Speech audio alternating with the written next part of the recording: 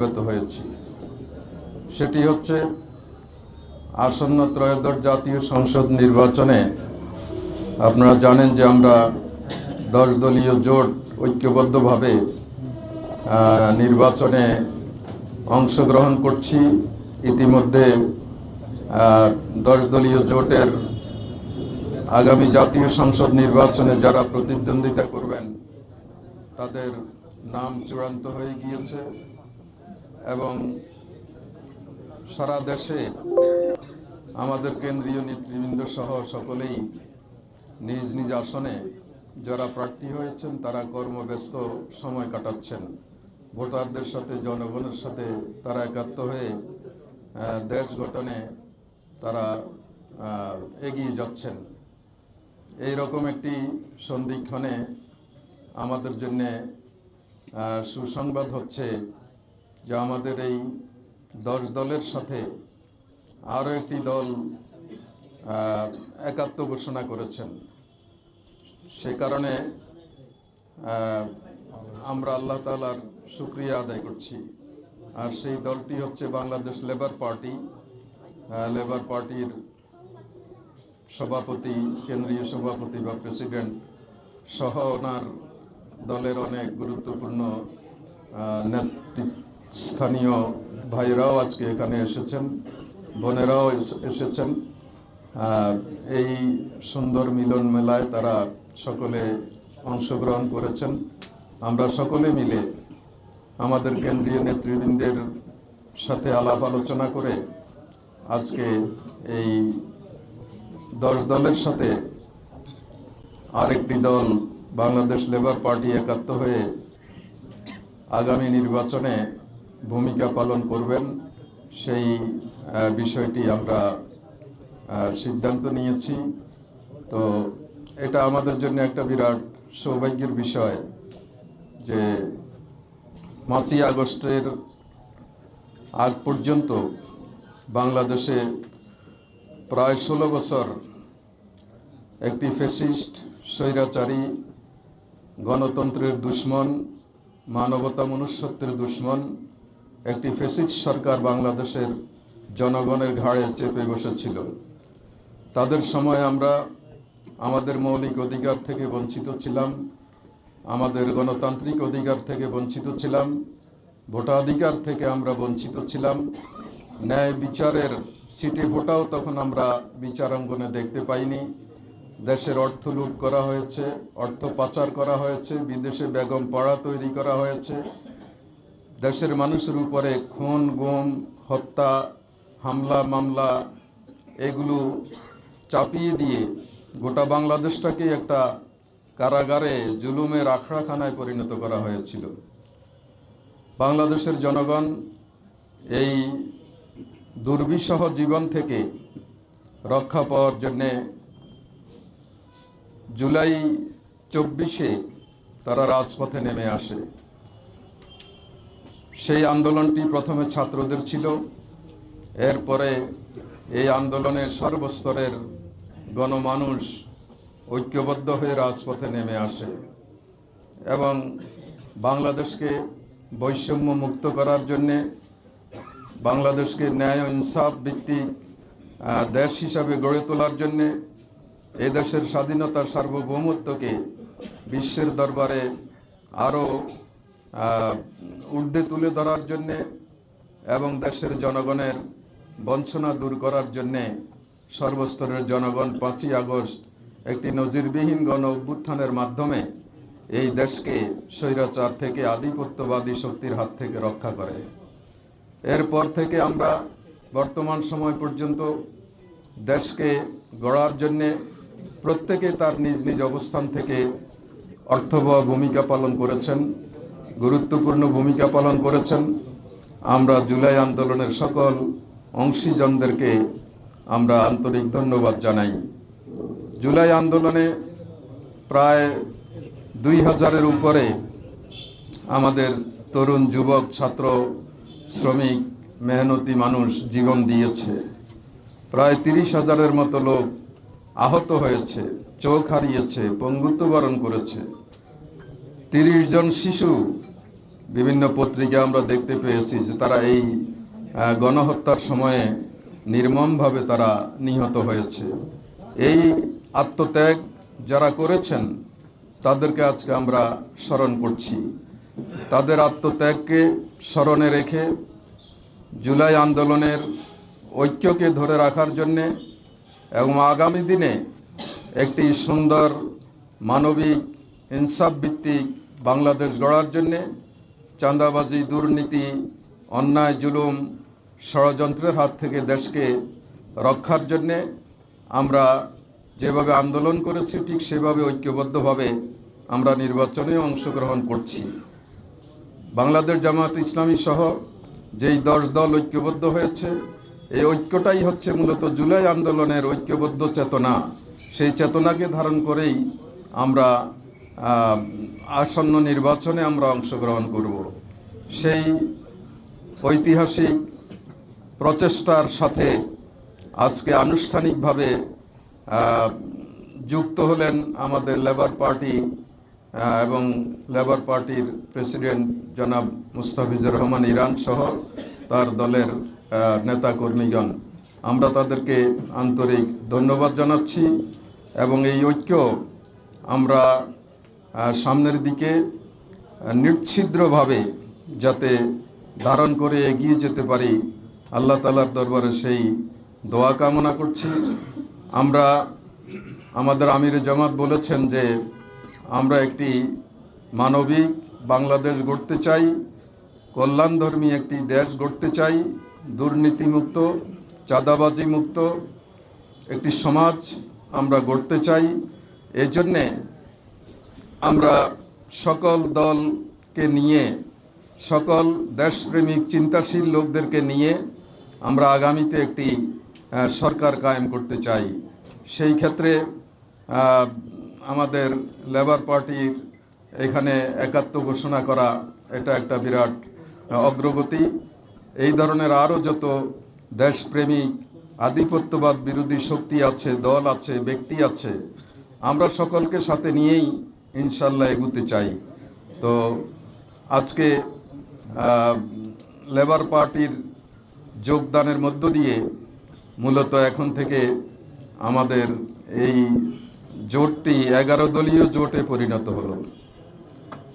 ইনশাল্লাহ এই 11 দল সব ধরনের দলীয় মতপার্থক্য নিজ নিজ জায়গায় রেখে জাতির স্বার্থে, জনগণের স্বার্থে আমরা ঐক্যবদ্ধভাবে এগিয়ে যাব।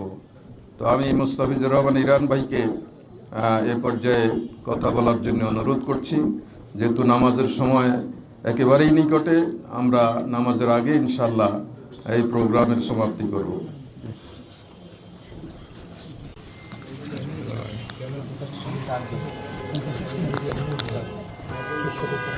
এইটা লাগাই দেন, সহজ হবে।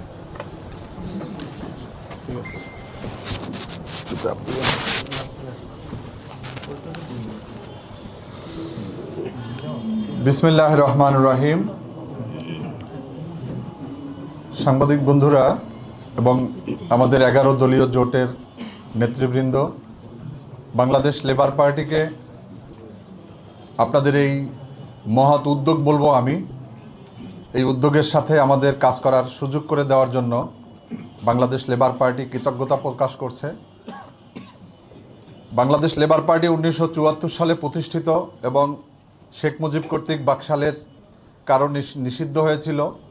আমরা 77 সাল থেকে আবার পুনর্যাত্রা করেছি। মাওলানা মতিন আমাদের প্রতিষ্ঠাতা এবং লেবার পার্টি একটি নিবন্ধিত রাজনৈতিক দল। আমাদের নিবন্ধন নং 56, আমাদের মার্কা আনারস। আমরা দীর্ঘ 17 বছর ফ্যাসিবাদের বিরুদ্ধে আন্দোলন সংগ্রাম করেছি এবং এই আন্দোলন সংগ্রামে আপনারাই সাক্ষী ছিলেন। এবং জুলাই গণ আন্দোলনে লেবার পার্টির আন্দোলন সংগ্রামে আমাদের দুজন ভাই শাহাদত বরণ করেছেন। আমরা 5 তারিখের পরে আমাদের ভিতরে কিছু চিন্তা চলে আসছে। আমরা দীর্ঘ 17 বছর যাদের সাথে আন্দোলন সংগ্রাম করেছি তাদের চেহারার মধ্যে ক্রমশ ফ্যাসিবাদের ছাপ আমরা লক্ষ্য করেছি।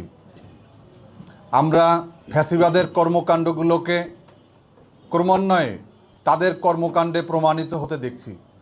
সর্বশেষ আমরা যেদিন তাদের সাথে সম্পর্ক ছিন্ন করেছি, তখন আমাদের এই বক্তব্যগুলো ছিল। এবং আজকে আমরা নতুনভাবে জামাত ইসলামী নেতৃত্বে আজকে যে নতুন যাত্রা ইনসাফের বাংলাদেশ প্রতিষ্ঠার, সেই ইনসাফের বাংলাদেশ প্রতিষ্ঠার একজন কর্মী হিসাবে আমরা আজকে এখানে যোগদান করেছি। আমরা মনে করি যে দীর্ঘ 17 বছর জনগণের কাছে যে অঙ্গীকার ছিল আমাদের, আওয়ামী দুঃশাসন শুধু নয়, আধিপত্যবাদ এবং ফ্যাসিবাদ মুক্ত বাংলাদেশ, সামনের 12 তারিখে যে নির্বাচন, সেই নির্বাচনে যদি গতানুগতিকভাবে শুধু ক্ষমতার পরিবর্তন হয়, তাহলে দেশ, জাতি এবং জনগণের কোনো ভাগ্যের পরিবর্তন হবে না। আমরা একটা অর্থবহ পরিবর্তন চাই, এবং যেই পরিবর্তনের মধ্য দিয়ে মহান মুক্তিযুদ্ধের চেতনা এবং জুলাইয়ের যেই আবেদন, জুলাইয়ের যে অঙ্গীকার, জন আকাঙ্ক্ষা, তা যেন পূরণ হয়। এজন্য আজকে থেকে আমাদের নতুন যাত্রা শুরু হলো ইনশাআল্লাহ। আপনাদের মনে আছে যে আমরা 18 দলীয় জোটে জামাত ইসলামী সহ আমরা দীর্ঘদিন কাজ করেছি। 4 দলীয় জোটের পরে রাজনৈতিক দল বাংলাদেশ লেবার পার্টি আমরা ছিলাম সেখানে, এবং সর্বশেষ 25 সাল পর্যন্ত 20 বছর দীর্ঘদিন আমরা কাজ করেছি। আমাদের নীতি নৈতিকতার জায়গা থেকে আমরা পরীক্ষিত। আমরা কখনো কোনো স্বার্থের কাছে, কোনো সুবিধার কাছে আমরা মাথা নত করিনি, আমরা কোনো অফারের কাছে আমরা মাথা নত করিনি। আজকে এই জোটের সাথে আমরা এমনই একটা সময় যুক্ত হয়েছি যখন আমাদের আনুষ্ঠানিকভাবে কোনো আসন দেওয়ার কোনো সুযোগ নেই। আমরা চাই যে আগামীর যে পরিবর্তন, সেই পরিবর্তন হোক ইনসাফের বাংলাদেশ এবং ডাক্তার শফিকুর রহমানের নেতৃত্বে। আজকে দেশের মানুষ প্রত্যাশা করেছিল যে একজন ইমাম খমিনির, একজন মাহাথির মোহাম্মদের, কিন্তু আমাদের মাঝে সেই মাহাথির মোহাম্মদের মতো একজন মানবিক নেতার আবির্ভাব, এবং তার যে বক্তব্য, তার কর্মকাণ্ড, তার চলন, তার বলন, এটা গোটা জাতিকে উজ্জীবিত করেছে। সেই উজ্জীবিত জাতির সাথে বাংলাদেশ লেবার পার্টিও পিছনে থাকার সুযোগ নেই। আমরাও সহযাত্রী হয়েছি। আজকে থেকে আমাদের পথ চলা শুরু। আপনাদের সবাইকে ধন্যবাদ। বাংলাদেশ লেবার পার্টি জিন্দাবাদ।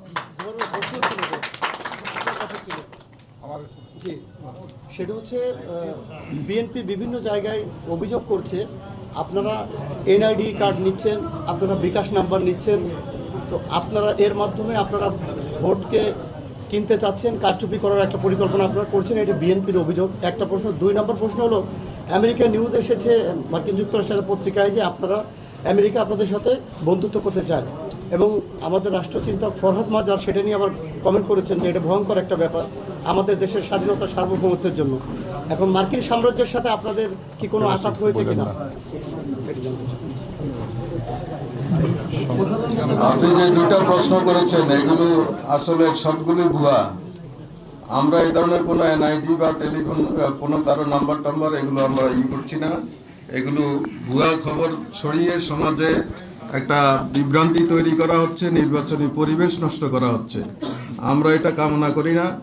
আর মার্কিন যুক্তরাষ্ট্র বাংলাদেশের সকল রাষ্ট্রের সাথেই সুসম্পর্ক গড়ে দেশটাকে অর্থবহ করে সামনের দিকে স্বাধীন সার্বভৌম দেশ হিসেবে মাথা উঁচু করে দাঁড়ানো দরকার। এই জন্য সবাই সব দেশের সাথে সম্পর্ক রাখছে, রাষ্ট্র রাখছে, বিভিন্ন দল রাখছে। শুধু জামাত ইসলামীর কথা আসলেই এটাকে আলাদাভাবে চিহ্নিত করা হচ্ছে। এর মধ্যে একটা দুরভিসন্ধি আছে বলে আমাদের মনে হয়। সেটি হচ্ছে যে ইতিমধ্যে কর্নেল ওলি বিএনপি জোট থেকে এসেছেন, মুস্তাফিজুর রহমান ইরান সাহেব এসেছেন।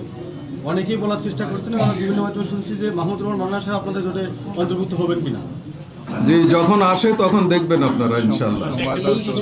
এই সময় আসলে এই জোটের গুরুত্বটা কি? মানে আপনারা তো 10 দলীয়, একসময় 11 দলীয় জোটে ছিলেন, এরপরে একটা দল চলে গেছে, 10 দলের জোট হয়েছে। এখন কি শুধুমাত্র 11 দলীয় জোট এই নামটাকে রাখার জন্য এইরকম সময় আসলে দল বাড়ানোর প্রয়োজনীয়তা কি বা গুরুত্বটা কি আসলে? আমরা তো শুধু নিছক কোনো ইস্যুকে সামনে রেখে এই জোট করছি না। আমাদের আজকে মুস্তাফিজুর রহমান ইরান ভাই আমাদের জোটের সাথে একাত্ম ঘোষণা করে এটা প্রমাণ করে দিয়েছেন যে এটা নিছক ভোটের জন্য, নির্বাচনের জন্য জোট নয়। এটা মূলত 5ই আগস্টের যে ঐক্যবদ্ধ চেতনা ছিল, সেই চেতনাকে লালন করা, সেই চেতনাকে ধারণ করা, সেই চেতনার ভিত্তিতে যাতে আগামীতে আমরা একটা সুন্দর বাংলাদেশ গড়ে তুলতে পারি, সেজন্যেই এই জোট। এবং এটা যদি আমরা লালন করতে না পারি, এটার প্রতি এটাকে অনার করতে না পারি, তাহলে আবারও বাংলাদেশ কোনো ষড়যন্ত্রের খাদে পড়ে যেতে পারে। সেজন্য এই ঐক্যকে আমাদেরকে ধরে রাখতে হবে।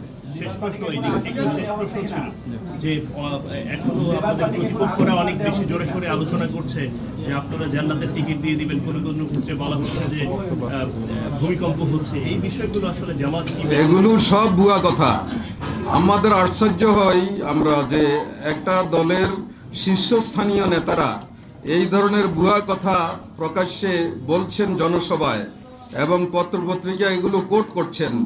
এটা আমাদের কাছে আশ্চর্যজনক মনে হয়। গণতান্ত্রিক চেতনার এটা পরিপন্থী কাজ। গণতন্ত্র মানেই হলো সকলকে আস্থায় রেখে প্রত্যেকের মত ব্যক্ত করে মানুষের কাছে নিজেকে উপস্থাপন করবেন। জনগণ এর মধ্য থেকে যাদেরকে দেশ পরিচালনার দায়িত্ব দেবে তারা দেশ পরিচালনা করবে।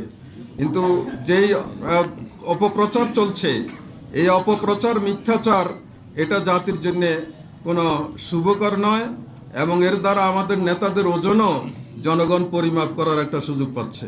আচ্ছা, লেবার পার্টিকে আনুষ্ঠানিকভাবে তো নামাজের সময় হয়ে লেবার গেছে। পার্টি একটা প্রশ্ন, লেবার পার্টি কিন্তু আনুষ্ঠানিকভাবে আপনাদের আসন দেওয়ার সুযোগ নাই, কিন্তু অনানুষ্ঠানিকভাবে কোনো আসন আপনারা চাচ্ছেন কিন্তু না, আসন তো সব ফাইনাল হয়ে গিয়েছে। এই জন্য তো যে আনুষ্ঠানিক তো সুযোগ নাই, কিন্তু না। মৌন সমর্থন এরকম কোনো কিছু আছে? অবশ্যই ওনারা সারা দেশে ঐক্যবদ্ধ বাংলাদেশ গড়ার জন্য সর্বাত্মক ভূমিকা পালন করবেন ইনশাআল্লাহ। মাসুম ভাই, আপনাদের জনপ্রিয়তা দেখেই কি বিএনপি নেতৃবৃন্দরা এইসব বলছে, আপনারা তাই মনে করছেন? মানে ক্ষমতায় সেটা যাওয়ার কি ব্যাপারে জন্যে- কতটা আশাবাদী আপনারা? সেটা কি জন্য তারা বলছেন তারাই বলতে পারেন। ক্ষমতায় যাওয়ার ব্যাপারে আপনারা কতটা আশাবাদী? আমরা তো সব সময় আশাবাদী থাকব। মানুষ হতাশ হতে পারে না। প্রত্যেকে তার কর্মকাণ্ডে আশাবাদী থাকবে, তাহলেই সে উজ্জীবিত থাকবে। বিবিসি একটা নিউজ করছে, জি। আপনারা দেখেছেন কিনা জানি না, সেটি হচ্ছে যে যারা বিভিন্ন সময় ইসলাম ধর্মের বিপক্ষে কথা বলে, মৌলবাদের কথা বলে, তারাই ভোটের সময় লেবাস ধরে কেউ টুপি মাথায় দিয়ে কেউ সাময়িক দাঁড়িয়ে রেখে প্রচারণা শুরু করছেন। এটিও একটা গুপ্তচর কিনা আপনারা মনে করেন কিনা, এবং ভোটারের সাথে প্রতারণা করা কিনা? এই বিষয়ে তো আমাদের দেশে নির্বাচন আসলে এই ধরনের কিছু জিনিস আমরা শুনি, আবার 5 বছর বন্ধ থাকে, আবার এটা শুরু হয়। তো এটাই দেশে একটা ব্যাড কালচার তৈরি হয়ে গিয়েছে। মানুষের ধর্মবিশ্বাস, মানুষের ঈমান আকীদা, তার নীতি নৈতিকতার ব্যাপারে কটাক্ষ করা, এটা কোনো রুচিসম্মত মানুষের কাজ না। আমরা সবাইকে শ্রদ্ধা করি, অন্য ধর্মের লোকেরা তাদের ধর্মকর্ম পালন করবে, আমরা আমাদের ধর্মকর্ম পালন করব, দেশপ্রেম নিয়ে আমরা সামনের দিকে এগিয়ে যাব। এটাই সকলের চিন্তা থাকা উচিত, এটাই আমাদের চিন্তা এবং আমরা সেভাবে এগিয়ে যাব। যারা হঠাৎ ধার্মিক লোক আছে তাদের বিষয়ে আপনারা প্রশ্ন জি, ধন্যবাদ। নামাজের সময় হয়ে গিয়েছে। আপনারা কষ্ট করে এসেছেন, আবারও আপনাদেরকে আন্তরিক মোবারকবাদ। ধন্যবাদ।